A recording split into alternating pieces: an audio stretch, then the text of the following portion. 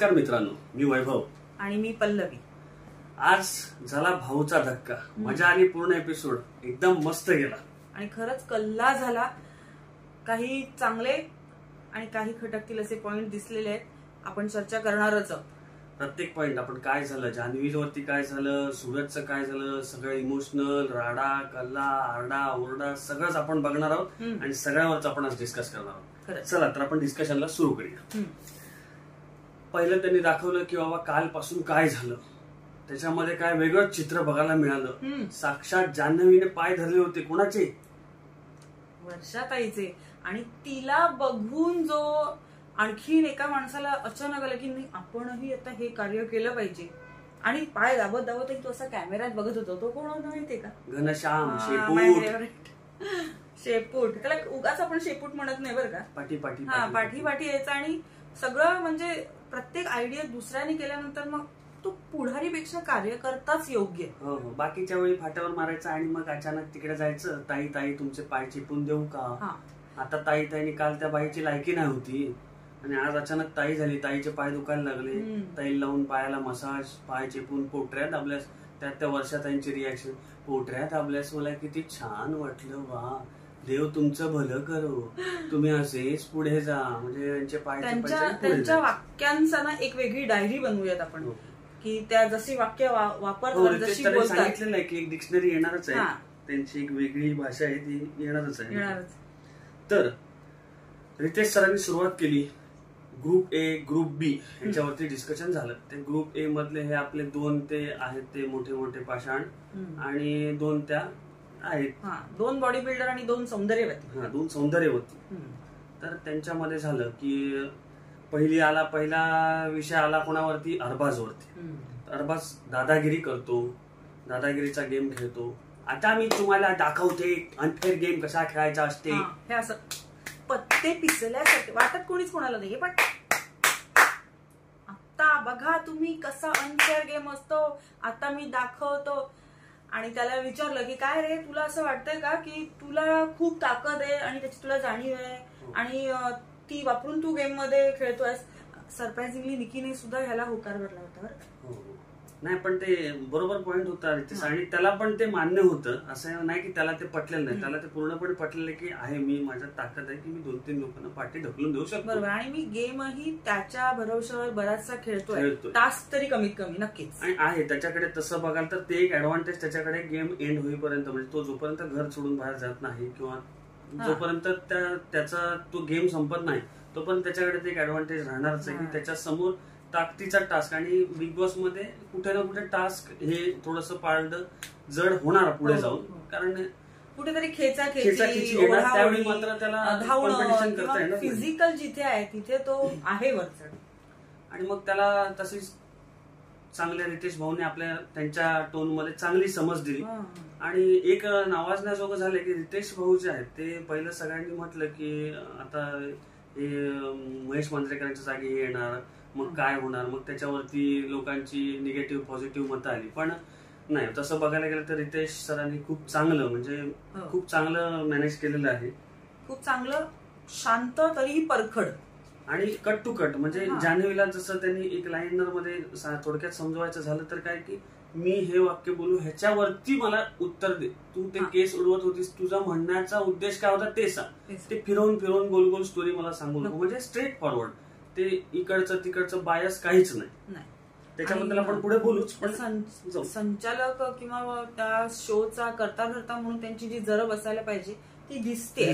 पण आरडाओरडाने अगदी व्यवस्थित मुद्देसूद ठाम ते बोलतात. आणि ते बोलत असताना कोणाची हिंमत पण होत नाही की वरती डोळे वर करून बघावं आणि त्याला काय रिप्लाय करावा. काय काय उर्मट आहेत पण ठीक आहे, ते असतातच प्रत्येक ठिकाणी. मग आला नंबर.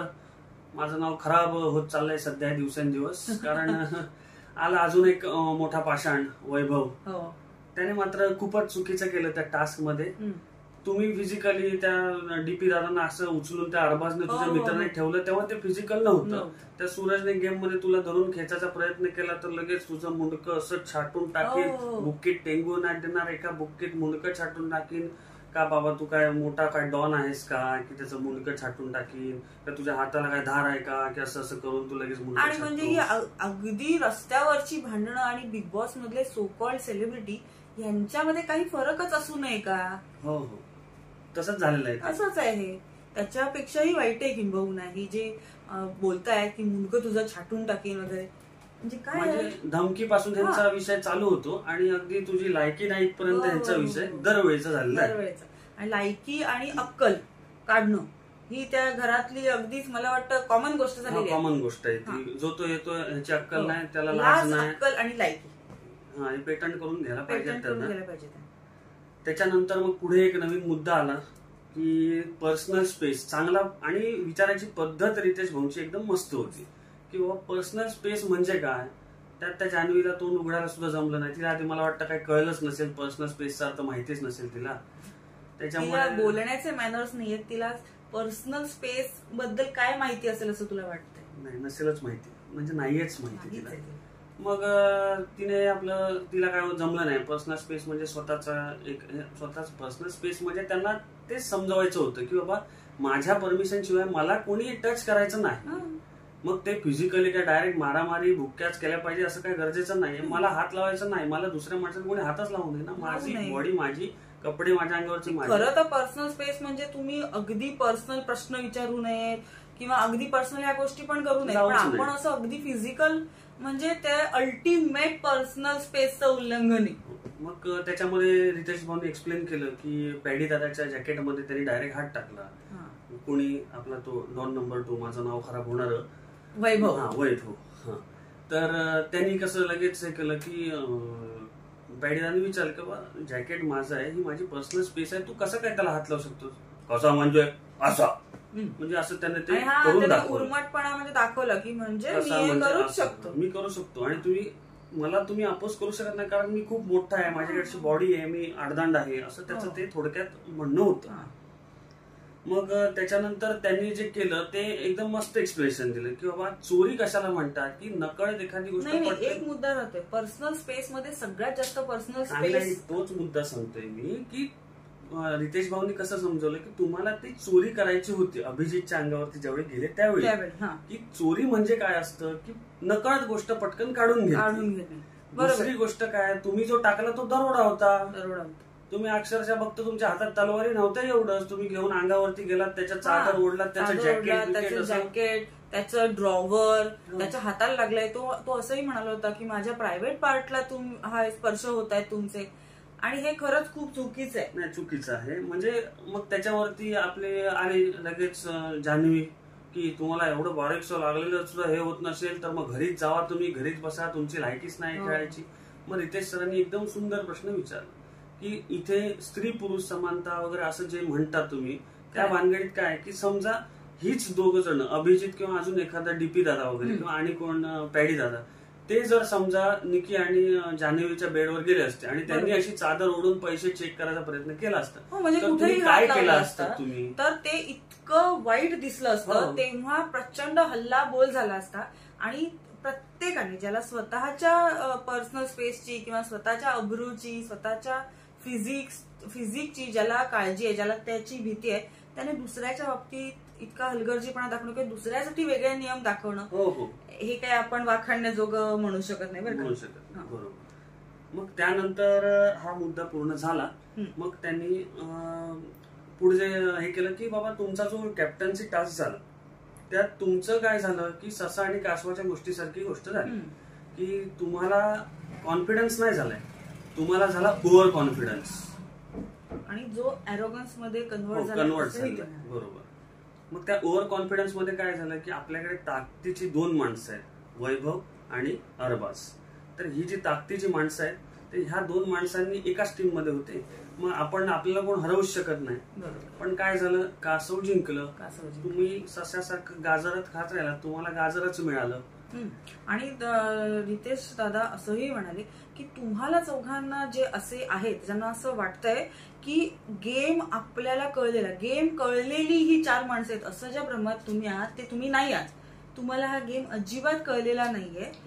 एक मला एक तर कॅप्टन्सी त्यांच्या हातातून गेल्यामुळे हे प्रूव्ह झालंय, आणि दुसरी गोष्ट म्हणजे गेम मला कळला ह्या नाद्यात त्यांनी स्वतःची इमेजची जी वाट लावून घेतलेली आहे त्याच्यात तरी त्यांना गेम कळलेला नक्कीच नाही. आणि त्यात अजून एक चांगला मुद्दा रितेश भाऊनी मांडला होता की वैभवची ही कान उघडणी आहे. थोडक्यात बघितलं तर आता जे अख्खं महाराष्ट्र त्याला असं नावं ठेवतंय तेच महाराष्ट्र त्याला चांगलं पण म्हणेल कधी, जर वैभव अरबाजच्या विरोधात टास्कमध्ये उभा राहिला तर.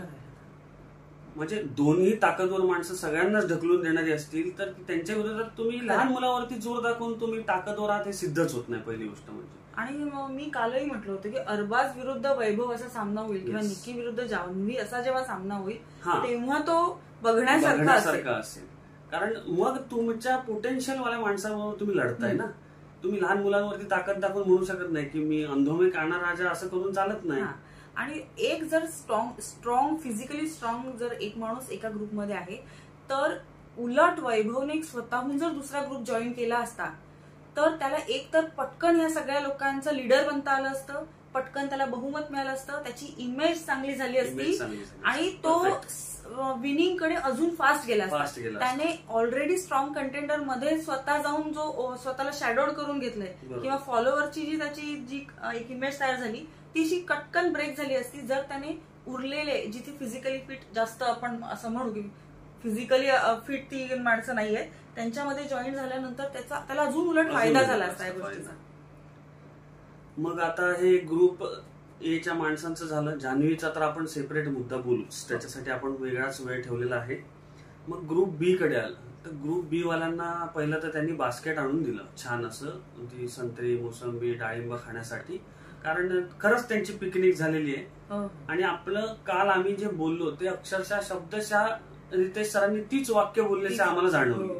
तुम्हाला जाणवले की नाही तुम्ही कमेंटमध्ये आम्हाला सांगाच, पण आम्हाला तरी असं जाणवलं की आम्ही जो रिव्ह्यू करत होतो आम्ही जी वाक्य बोललो ती वाक्याच्या वाक्यच रितेश दादांनी बोलली की पॅडी दादांना त्या घनश्याम सारख्या जजने त्यांना मान ज्यावेळी मिळाला नाही ते बोलायला त्यांना वाईट वाटलं की मला त्यांनी नंबर दिला नाही, माझ्याऐवजी डीपी दादांना जिंकवलं. हे जर ऐकल्यानंतर डोळ्यात पाणी येऊ शकतं.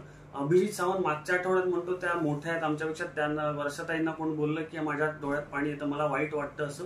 आणि आज त्या वर्षाताईंची लायकी काढली गेली, ते मुलांसमोर असं करतात तसं करतात, म्हणजे काय काय नको ती जान्हवी बोलली तेव्हा यांची तोंड पूर्णपणे शिवलेली होती. आणि तेच म्हणजे की नंतर रडायचं आणि हे जे अभिजितचं आहे किंवा सगळ्यांनी मला सपोर्ट केला पाहिजे होता तेव्हा, पण स्वतः सपोर्ट करायच्या वेळी अजिबात गप्प राहायचं. हे मुद्दे कालही आपण बोललो होतो आणि तेच मुद्दे आज निघाले. आणि त्यांनी स्पष्टपणे सांगितलं की तुमचं काय, तुम्ही क्राऊड झालाय, इंडिव्हिज्युअल नाही झालाय. जास्तीत जास्त काय होईल, आज तुम्ही 10 लोकांचं क्राऊड आहे, उद्या तुमच्यातले 6 निघून जातील, 4 लोकांचं क्राऊड होईल, 2 निघून जातील, दोघांचंच क्राऊड. तुम्ही कायम क्राऊडच राहाल. आणि हे खरं पण आहे कारण की तो एक ग्रुप म्हणून छान आहे, बघायला छान आहे, पण पर्सनली हा छान आहे, त्यातला तो स्ट्रॉंग आहे असं आपण कोणाकडे अजून सध्या तरी तसं आलेलं नाही. आणि तसं वास्तविक बघितलं तर त्यातल्या त्यात निदान प्रयत्न केला होता अंकिता वालवलकर. तिने निदान बोलली तरी की तुम्ही प्रोफेशन वरती बोलू नका, पण हे ऍक्च्युअली बोलायला पाहिजे होतं जे त्या प्रोफेशन मध्ये आहेत पॅडीदारांकडून एक्सपेक्टेशन होतं. आणि माझं अजून एक अगदी निराशा झाली त्या योगिताकडून. म्हणजे कालपर्यंत अगदीच मला वाटतं तिचा परफॉर्मन्स इतका चांगला होता आणि एवढं बायस डिसिजन असूनही तिने ते स्पोर्टिंगली घेतलं. आणि दुसरी गोष्ट म्हणजे ती एक सेन्सिबल स्ट्रॉंग छान मुलगी आहे जी छान खेळते असं कालपर्यंत आम्हाला वाटत होतं. आणि आज तिने घाण केली. ती म्हणाली की मला नाही होत आहे, मला सोडून जायचंय. म्हणजे असं बोलण्याने एकतर ती बाहेर पडणार नाही पहिली गोष्ट, म्हणजे त्यासाठी तिला वेगळे प्रयत्न करावे लागतील आणि हे दाखवून ती आणखी वीक दाखवते. कदाचित ते पण असेल की हा आठवडा पुढे ढकलण्यासाठी किंवा मेकर्सची एक डायरेक्शन चेंज करण्यासाठी सुद्धा हे असू शकतं. पण बाबा मला नाही राहायचंय, जेव्हा नॉमिनेशन येईल तेव्हा लोक हेच कारण पुढे करून प्रत्येक जण तिला नॉमिनेट करणार. पण ती कदाचित आता तिने असं केलं असेल की ह्या आठवड्यामध्ये तिने बॅकफूट घेतलं, मग रितेश दादांनी तिला सांगितलं, समजलं, मग तिने कदाचित आपला गेम ओपन अप करेल. बघूया पुढच्या आठवड्यात. गेल्या आठवड्यातही छान खेळली होती, पण आता अजून ती ओपन अप होते की नाही हे पुढचा आठवडा बघूया, आता कळेल. त्यानंतर आपण आता महत्वाच्या मुद्द्यावरती येऊया, मिस जान्हवीवरती. सगळ्यात महत्वाचा मोठा मुद्दा जान्हवी किल्लेकर, जान्हवी किलर असा बोर्ड लावला होता. पण ते बरोबर आहे, जान्हवी किलर म्हणजे स्वतःचीच इमेज किल करणारी स्त्री असा तो मुद्दा बनला. आणि मला अजून एक गोष्ट होती की मला थोडीशी माझी अपेक्षा होती की आपला जो छोटा पुढारी आहे त्याला त्याचे जे निर्णय क्षमतेवर त्याने जे काही गेम खेळले त्याच्यावर छोटीशी तरी टिप्पणी करतील रितेश भाऊ पाहिजे होती. उद्याच्या पार्टमध्ये कदाचित ते होईल. बघू तुम्हाला काय वाटतं ते पण तुम्ही आम्हाला कमेंटमध्ये सांगा की उद्याच्या पार्टमध्ये घनश्यामची कान उघडणी होऊ शकते का, किंवा तुम्हाला ती कान उघडणी झालेली बघायची आहे का, व्हावी अशी वाटते का ते पण तुम्ही आम्हाला का. मग जान्हवीच इथे मुद्दा आला समोर. तर जान्हवीने बाबा पूर्ण आठवडा गाजवला. तिने सुरुवात केली, मग ते आलं की इन्स्टिगेट कोण करतं ते आपण नंतरच बघू.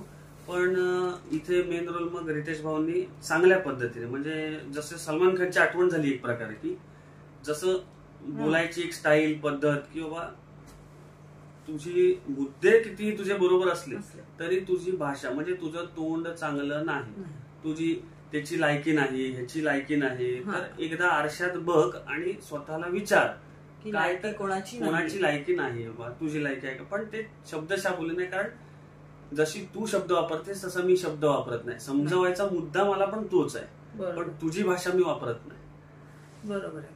आणि ते तिला असंही म्हणाले की तू स्वतःची इमेज त्याच्यामुळे खराब करून घेतेस. आणि स्पष्टच आहे की अख्ख्या महाराष्ट्राने ते बघितलंच आहे, आपण सगळे बघतोच आहे की तिने स्वतःचीच इमेज यामध्ये खराब करून घेतली. पण माझं अजूनही म्हणणं आहे की तिला अजून थोडासा ओरडा पडायला होतं बरं का, खास करून ते जे लायकी, इज्जत आणि ते सगळं ती जे बोलते मुलांसमोर वगैरे तो विषय त्यांनी मांडलाच, पण भाषेमध्ये ती जे मांडते की ही खूप लाज, तुम्ही सगळे घरी सोडून आलात, अक्कल नाहीये तुम्हाला, आणि हे ते तोंड आरडाओरडा करणं जी म्हणते, आय थिंक तिला अजून थोडासा ओरडा पडायला हवा होता असं मला वाटतंय. तुम्हाला काय वाटतंय मला खरंच सांगा, की अजून एक 2 फटके किंवा 2 छड्या तिला मिळायलाच हव्या.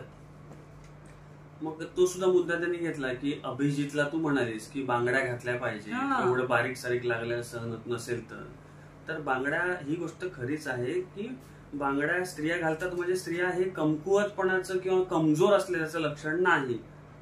बरोबरच आहे, स्त्रिया जसं घर चालवतात तसा देशही चालवत आहेत, त्याच्यामुळे हा बोलण्याचा तुला अधिकारच नाही. आणि तू स्त्री असून जर हे म्हणत असशील, वीक पर्सनॅलिटीला स्त्री म्हणून स्त्रीचाच अपमान करताय. तुम्ही स्वतः स्त्री असून तुम्ही स्वतः स्त्री आहात, म्हणजे हा तुम्ही त्यामध्ये आपण तिची लायकी आणि तिची हुशारी आपल्याला याच्यामध्ये स्वतः मूर्ख आहात तुम्ही सिद्ध करता की तुम्ही एका मोठ्या प्लॅटफॉर्म वरती एवढी अशी टार्गेटेड ऑडियन्स अपमानित होईल असं तुम्ही वाक्य बोलताय. या व्यतिरिक्त ना वर्षा ताईंवरती त्यांनी जे ताशेरे मारले तेही मला, आपण काल सुद्धा बोललो होतो की त्या कळ काढण्यामध्ये अगदी 1 नंबर त्यांचा लागतो. त्यांना तो क्राऊन मिळायला पाहिजे आणि आज त्यांना तो मिळालेला आहे. आणि छान म्हणजे रितेश सरांचं ते एक आम्हाला म्हणजे दोघांना सुद्धा पर्सनली ती एक गोष्ट आवडली की जसं जान्हवीची भाषा चुकते किंवा ती मूर्खपणा जो करते, नो डाऊट ती जास्तच करते, प्रमाण तिचं टक्क्यांमध्ये बघायला गेलं तर अतिच आहे, पण जशी ती शहाणपणा करते तसंच हे जे वर्षातही करतायत की इन्स्टिगेट करायचं, म्हणजे आपण शांत राहायचं, पण तुमच्याकडे ऑप्शन आहे, शांत राहून तुम्ही हा मुद्दा वाद थांबवू शकता किंवा हा वाढवू शकता. तर तुम्ही एक थांबवण्याचा ऑप्शन डायरेक्ट डिलीट करून काय करताय, दरवेळी हे कसं वाढेल ह्याची तुम्ही तयारी करता. ते म्हणाले की च्युइंगम सारखं सगळं त्यात, आणि कळ लावण्याची कला जी आहे ती त्यांच्याकडे उत्तम आहे. त्यांना पण हे पटलं नाहीये बरं का वैभव, त्यांनी हे मला हे मान्य नाही असं अगदी थाटात सांगितलेलं आहे. आणि त्याच्यानंतर घरात त्यावरूनही वाद झालेले आहेत वैभव. नाही त्याच्यानंतर मग पण मला अजूनही असं वाटतंय की एवढा ओरडा बसून किंवा एवढा सगळ्या त्या जान्हवीला निखिलावर समजावून सुद्धा निकीचं काय झालं यावेळी, की हा मुद्दा मी तुम्हाला आता का सांगतो आधी आहे की निकीचं काय झालं की तिच्यापेक्षा जान्हवी जास्त दिसली.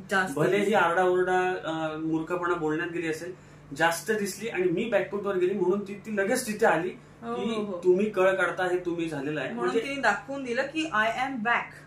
हा मी आता गेम मध्ये, आता मी तुम्हाला आठवड्यावर दाखवते कसं बोलायचं.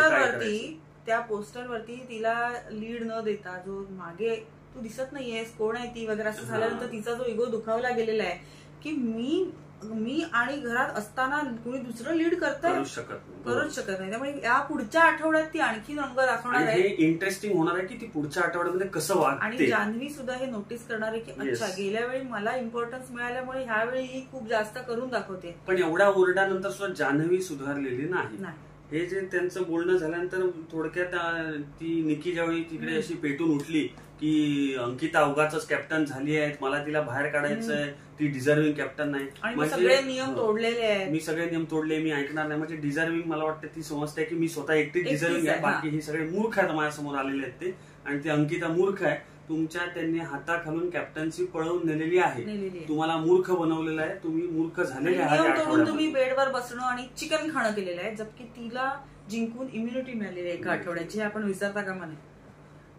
तर हा मुद्दा तिकडे झाला. मग ते वर्षाताई परत आपल्या स्टाईलमध्ये बोलत होत्या आणि परत ते निकी म्हणजे ते परत सेमच पॅटर्न फॉलो होणार आहे. मला अजून असं वाटतं की हा आठवडा पुढचा जो आहे ना, हा निकी मुद्दाम काही ना काहीतरी करायचा प्रयत्न करणार आहे. आणि वर्षा उसगावकरचा त्या मॅडमचा काय रिप्लाय असतो हा आपल्याला बघणं जास्त महत्त्वाचं करणार आहेत का खाली कमी करणार आहेत ते बघण्यासाठी राहील. आणि मला काय वाटतं माहितीये का की पुढच्या आठवड्यामध्ये जसं निकी कमबॅक करायला इच्छुक असेल किंवा ती ट्राय करेल, तसंच जान्हवी स्वतःच आहे ते स्टेटस एकदा मिळालेलं जे सक्सेस आहे तिला, हा जो काही स्तुती आहे ही ती कंटिन्यू करायचा प्रयत्न करेल आणि त्यामुळे क्लॅशेस होऊ शकतात. कारण त्यांनी जे समजवलंय ते मला वाटत नाही की तिला समजलेलं आहे. तिचं अजूनही असं म्हणणं आहे की आपण जे करतोय ते बरोबर आहे, आपली फक्त भाषा चुकत असेल. पण तिच्याकडे ते एक कारण आहे की मी रागात आले की मी मूर्ख होऊन जाते, मी वेडीपिशी होते, मी काय वाटेल तसं बडबडते. पण ती रागात नसली तरी पुरेशी मूर्ख आहे बरं. तर ह्याच्यानंतर पुढचा मुद्दा एक निघाला तो निखिल यांचा. तर बाबा निखिल यांचे जुळे भाऊ आहेत आणि ती गोष्ट आहे की कोणाला कळण्यासारखी नव्हती बरं का. ही ऑब्झर्व केलेली गोष्ट जी आहेत ते त्यांनाच कळण्यासारखी गोष्ट आहे की तो बरोबर हुशार होता. त्याला काय करायचं होतं, इम्युनिटी मिळवायची आहे त्याला गुपचूप मध्ये. इकडे जायचंय की मी तुमच्यासोबत आहे बरं का, मी तुमच्या सगळ्यांशी चांगला आहे. मग थोड्या वेळानं त्यांच्याकडे जायचं, मी तुमच्यासोबत आहे बरं का, आपण असा प्लॅन करून मी आहे तुमच्या बरोबर आहे. म्हणजे इकडे तू वेगळा चेहरा दाखवतोस, तिकडे तू वेगळा चेहरा दाखवतोस. अरे घे ना स्टँड, राहा ना असा एकदम छाती टोकून मी ह्या ग्रुपमध्ये आहे किंवा मी ग्रुपमध्ये नाही, मी दोघांच्या पण ग्रुपमध्ये नाही, मी इंडिव्हिज्युअल आहे. काल पण आपण तेच म्हटलं की त्याच्यामध्ये अल्फा क्वालिटीज नाहीये, त्यामुळे तो इथे बॅकफूट वरती येतोय. Otherwise he is a good personality आणि एक चार्मिंग पर्सन आहे तो, पण गेमच्या दृष्टीने युजलेस असं नाही म्हणता ना, पण त्याने प्रयत्न केले तर होऊ शकते. म्हणावे त्याची स्ट्रॅटेजी असेल की तो जास्त प्रयत्न न करता, उठून न दिसता ह्या ग्रुपचा आधार घेऊन त्या ग्रुप मधून वाचायचं आणि त्या ग्रुप किती दिवस चालणार आहे हे त्याला असं वाटत असेल की मी इथे जातोय हे ह्या ग्रुपला माहिती नाही, मी तिथे जातोय हे ह्या ग्रुपला माहिती नाही. पण एक गोष्ट आहे ना की ह्यावेळी जर रितेश भाऊंनी ही नोटीस करून दिलेलं आहे की हा हे दामले आणि निखिल हा जो प्रकार चालू आहे त्याचं भांडवल करूनही दोन्हीकडचे लोक त्याला टार्गेट करू शकतात. नाही, माझं म्हणणं तेच आहे, पाहुणा उपाशी म्हणतात. त्याला कसं झालंय की त्याला असं वाटतंय मी इथे जातोय ते ह्या ग्रुपला माहिती नाही, मी तिथे जातोय ते ह्या ग्रुपला माहिती नाही. म्हणजे ते मांजरासारखीच गोष्ट आहे, डोळे बंद करून मी दूध पितोय तर त्याला वाटतं की जगाने डोळे बंद केलेले आहे. पण ते उघडकीस आल्यानंतर मग ते अजून संकटात सापडायला होतं. पण त्याला हे पण लक्षात आलं पाहिजे की जरी घरातल्या लोकांना दिसत नसेल तरी बाकी बाहेर बसलेल्या सगळ्या ऑडियन्सला दिसतच आहे. मग त्याच्यानंतरचा मुद्दा होता डीपी भाऊंचा स्टँड घेण्याचा. ह्या मुद्दा आम्हाला सुद्धा खटकलाच होता. तर ह्या मुद्द्यामध्ये काय होतं की ज्यावेळी डीपी आणि अरबाज हे दोघं जण नॉमिनेशन टास्कला उभे राहिले त्यावेळी डीपी भाऊंना वेगळ्या लोकांना नॉमिनेट करायचं होतं आणि अरबाजला अर्थात काय निकीला वाचवायचं होतं. म्हणजे निकी आणि घनश्याम जिथे आहे ते त्याला वाचवून घ्यायचं होतं. मग त्याने त्याच्या स्टँडवरती तो एकदम असा फर्म राहिला की नाही, मी माझा स्टँड बदलणार नाही. मग डीपी भाऊ म्हणाले नाही मला त्याच दोघांना नॉमिनेट करायचंय. पहिलं चालू झालं. मग थोड्या वेळानंतर काय झालं की त्याने अरबाजने बरोबर शाळा केली. त्याने डीपी भाऊंना सांगितलं की बाबा आपण एक निर्णयावर पोहोचलो नाही तर आपणच नॉमिनेट होऊ. आणि मग डीपी भाऊंचा लगेच थोडासा बॅलन्स हल्ला. असं होईल होय, त्याच्यापेक्षा तू जे म्हणतोयस ते बरोबर बाबा, मी माघार घेतो. तर तसं करून तुम्ही खरंच रितेश भाऊ बोलले ते बरोबर आहे. तुम्ही कोल्हापूरच्या रांगडे गडी आहात, लोकांना तुम्हाला असं बघायचं नाहीये की जाऊ दे बाबा तुझं म्हणणं कर.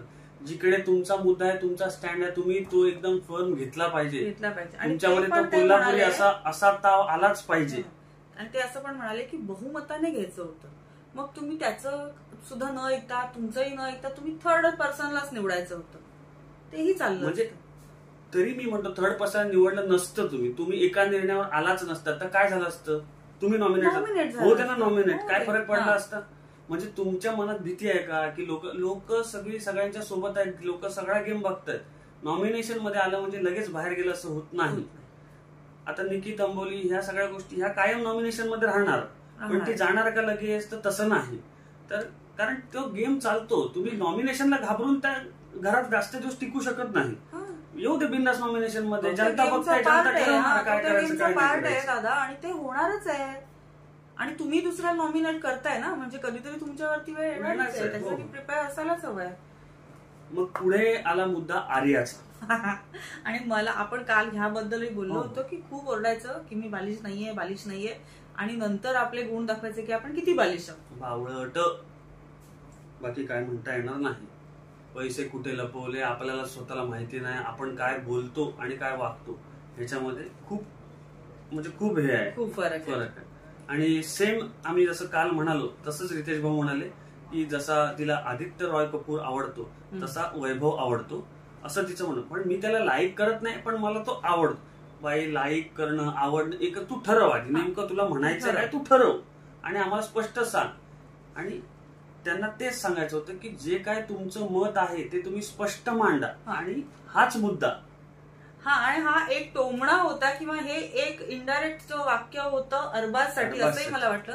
कारण तो स्पष्ट सांगत नाहीये किंवा स्पष्ट काही कन्फर्म तो बोलत नाहीये, कन्फेस करत नाहीये. तर त्यांनी जसं वैभवला सांगितलं की तुम्हाला जे काही वाटतंय ते तुम्ही स्पष्ट सांगा, स्पष्ट एक्सप्रेस व्हा, त्याने दोघांनाही फायदा होईल.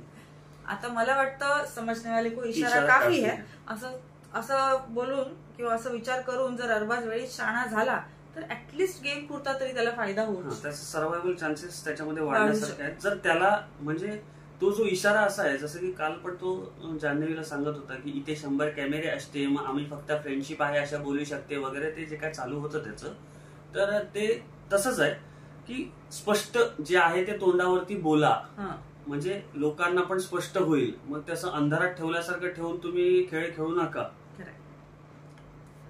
मग हे झालं, हेच आहे वैभव आणि मग इरिनाची लव्ह स्टोरी कशी फुलते ते. त्याच्यामध्ये पण एक असा खोचक टोमणा होता की कोण कोणाच्या पाठी लागले ते कळत नाहीये. म्हणजे आर्याला वैभव अट्रॅक्टिव्ह वाटतोय, लाईक करत नाही पण अट्रॅक्टिव्ह वाटतोय, पण छान वाटतोय, पण आवडतोय, पण मला तो आवडत नाही पण लाईक करतोय. बाई एकदाच ठरवतो. ते म्हणालेच नाही का, कधी कधी सिग्नल असा लाल असतो आणि मग आपण निघणार तेवढ्यात असा थांबलेलो असतो, तेवढ्यात तो हिरवा होतो, आपण निघणार तेवढ्यात तो पुन्हा पिवळा होतो, पुन्हा लाल होतो, पुन्हा हिरवा होतो.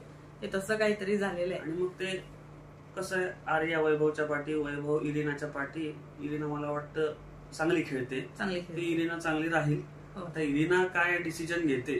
ह्या वीकेंडला काही माणसांची अजिबात चर्चा झाली नाही, अजिबात, ज्याच्यामध्ये घनश्याम येतात, ज्याचं आहे किंवा नाही काहीच फरक पडला नाही. जबकि आपण जे म्हणत होतो की त्यांच्या या सगळ्या नाटकी वागण्याचा काहीतरी एक वाक्याचा तरी त्यांना ते मिळालं. एवढं नाटक केल्याचा काही फायदाच नाही झाला दादा. तुम्ही काही त्यांचं नाव मेन्शन न केल्यामुळे प्रयत्न फुकट गेले त्यांचे, मला माफ करावाले. त्यांच्यावर लक्ष द्या. दुसरं आहे इरिना, न अजिबात उल्लेख त्यांचा, म्हणजे काहीच उल्लेख झाला मोठा उल्लेख झाला. अंकिताचा फक्त जेव्हा वर्षाताईंचा विषय निघाला की कुणीच बाकीच्यांनी स्टँड घेतला नाही आणि फक्त अंकिताने घेतला. आपण सुद्धा या बाबतीत बोललो होतो की हे नंतर रडायचं, नंतर बोलायचं की आम्ही बोललो होतो आणि हे सगळं बोलून दाखवायचं, त्याला काही अर्थ नाही. त्यामुळे अंकिताचा तेव्हा फक्त एकदाच उल्लेख झाला की तिने फक्त स्टँड घेतला होता. अभिजितला जसं आम्ही काल हे वाक्य बोललो होतो तसंच आज रितेश दादा म्हणाले की काल गेल्या आठवड्यात तुम्ही रडला होतात पण त्याने काही इम्प्रूव्हमेंट नाही झालेली नाहीये. आणि कोण होते बरं ज्यांना अजिबात उल्लेखच झाला नाही. इरिनाचं मला वाटतं एकच पॉईंट फक्त रितेश भाऊ बोलले की तुमचा ते मराठी शिकण्याबद्दलचं जे प्रेम आहे ते बिग बॉसने पण समजून घेतलं, तुम्हाला खडू पाठवले आणि म्हणजे आता मागवून घेतलात खडू तर बाबा शिकून पण घ्या आमच्या दृष्टीने. 4 वाक्य तुम्ही चांगली बोलाल तर आम्हाला पण आनंद होईल सगळ्यांना. सुट्टी एका माणसाची जी आपण केली होती आणि जी वाक्य आपण बोललो होतो एक्झॅक्ट तीच वाक्य बोलली गेली सूरज बद्दल की इतके एपिसोड झालेत मराठी चे इतके सीझन झालेत हिंदीचे 15-16 सीझन झालेत पण कुणीही कचरा काढण्याचं काम इतक्या नेटकेपणे केलं नाही की ते मेन्शन करून ते कॅमेराला दाखवायला लागत. त्याने तो टास्क केला आणि त्याबद्दल तो स्तुतीला पात्र होताच. आणि आम्ही जे काल त्याच्यासाठी शब्द अगदीच हेच शब्द वापरले होते आणि तेच शब्द रितेश भाऊंनी वापरले आणि त्याच्याबद्दल बोलण्यासारखं आहे. बरं खूप बोलण्यासारखं आपण 5 मिनिटं त्याच्यासाठी बोलण्यातही गेली तरी चालते. पण खरंच त्या काल बोललो तसंच आहे की 0 फिल्टर. त्या मुलामध्ये कुठल्याही प्रकारचा फिल्टर नाही. आणि तुम्हाला अक्षरशः आता आम्ही बघतोय बाकी सगळ्यांच्या सुद्धा व्हिडिओज वगैरे तुम्ही बघत असाल कोणाच्या तर लोक गावागावातली लोक जी बिग बॉस माहिती पण नव्हतं लोकांना. आपल्या महाराष्ट्रातल्या रुरल प्लेस छोट्या छोट्या गावात लोकांना माहिती नव्हतं. ते सगळ्या लोकांनी आज बिग बॉस बघायला चालू केले ते ह्या सूरज ह्या मुलामुळे. आणि एवढं म्हणजे चांगलं वाटतं ना की लोकांनी बाकीच्या गेम कसेही खेळत असून दे लोक फक्त सूरजसाठी बघतायत. त्या गावांमधली लोक जी आहेत जे आम्ही स्वतः फेस करतोय बघतोय लोकांना की ती सूरजसाठी बघतायत की तो मुलगा भले त्याचा एज्युकेशन कम्युनिकेशनचा थोडासा गॅप पडत असेल तरी सुद्धा त्याचे जे इमोशन आहेत ना ते कोणी लपवू शकत नाही. जे प्युअर इमोशन आहे ना प्युअर इमोशन जे आहे ते जे आमच्या बरोबर किंवा तुमच्या सगळ्यांबरोबर किंवा जनतेवर कनेक्ट होत आहे ना त्यासाठी लोक स्पेशल बिग बॉस बघायला लागले. जसं रितेश दादा म्हणाले ते वाक्य पण अगदी त्याला परफेक्ट असतं की ह्या निगेटिव्हिटी भरलेल्या घरामध्ये 100% पॉझिटिव्ह कोण असेल तर तो सूरज आहे. आणि आमचं पण हेच मत 100%. आणि तुमचं पण काय मत आहे ते आम्हाला तुम्ही कमेंट मध्ये कळवलं तर खरंच आम्हाला चांगलं वाटेल. आणि प्रयत्न असेल. आणि मला वाटतं तो आता जरी घाबरलेला असला ह्या 2 आठवड्यांमध्ये ह्या गेल्या आठवड्यापेक्षा या आठवड्यात तो चांगला गेला. कारण वैभव समोर उभा ठाकलेला होता त्याच्यासारखा म्हणजे खरंच फिजिकली वैभव बराच त्याच्यापेक्षा स्ट्रॉंग आहे. त्याने बोलल्यानंतर जिथे खरंच त्याला उभं राहायची गरज होती तिथे उभा राहिला नडला. आणि त्याने अजिबात माघार घेतली नाही. आणि अजिबात जोपर्यंत इरिनाने मध्ये पडून अगदी त्याला ढकललं नाही तोपर्यंत तो त्या मतावरती त्याच्या स्टँडवरती तो ठाम होता. रितेश ज्याचा उल्लेख वैभवने जेव्हा केला तेव्हा रितेश भाऊ असं म्हणाले होते की ऍक्शन आणि रिॲक्शनचं कंपॅरिझन होऊ शकत नाही. त्यामुळे वैभवने दिलेली ऍक्शन जी आहे बुक्कीत तुझं डोकं छाटीन ही आणि त्याच्यावरती त्याची आलेली रिॲक्शन पण मला मानलं पाहिजे की गेल्या आठवड्यापेक्षा या आठवड्यात तो आपल्याला स्ट्रॉंग दिसतो आणि तो अजून स्ट्रॉंग होईल असं मला नक्कीच वाटतं. आणि तो ह्या घरात मध्ये राहूनच भरपूर स्ट्रॉंग होऊन बाहेर निघताना तो एक वेगळी पर्सनॅलिटी चांगली पॉझिटिव्ह पण वेगळी चांगली ओपन अप पर्सनॅलिटी होऊन निघेल. त्यासाठी तरी ना त्याला आपण ठेवलं पाहिजे. या गेम मध्ये तो राहणं 100% डिझर्व करतो. तुमचं मत आम्हाला कळवाच पण आमचं वैयक्तिक असं दोघांचं मत आहे की तो 100% डिझर्व करतो ह्या घरामध्ये राहणं पुढे जाणं आणि आयुष्यात खूप पुढे जाणं.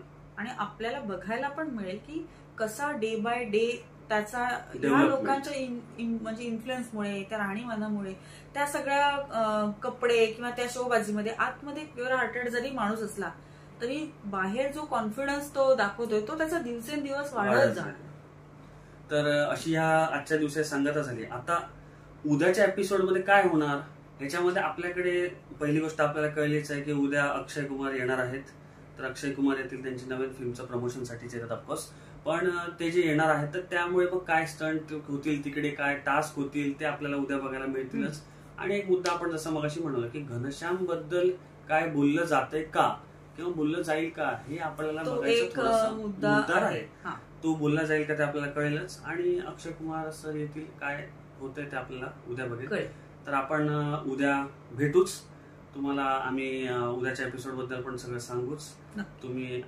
तुम्हाला आवडला असेल आमचा व्हिडिओ तर लाईक करा, शेअर करा, सबस्क्राईब करा आणि जास्तीत जास्त लोकांपर्यंत पोहोचवा. तर उद्या भेटूच.